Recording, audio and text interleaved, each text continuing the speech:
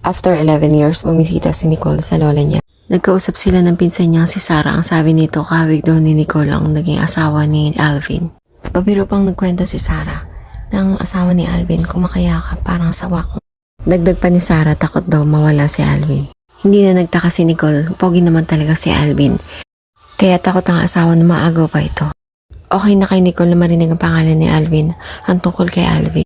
Wala nang sakit na naramdaman pa, nakamove on na siya. Matagal na kitang nakalimutan, Alvin. Salamat dahil hindi naging tayo. Dahil kung naging tayo, katulad ako ng asawa mo, takot na mawala ka. Dahil mawawala ang pagpapahalaga ko sa sarili ko. Dahil masasayang ang buhay ko sa takot at pag-aalala. Sa isip ni Nicole, tiyatawanan niya na lang ang bawat kwento ni Sarah. Yun na ang huli na pinag-usapan nila, si Alvin. Hindi na ito naulit. Sumasagi man sa isip ang alaala, pero hindi ito mahalaga at wala itong halaga.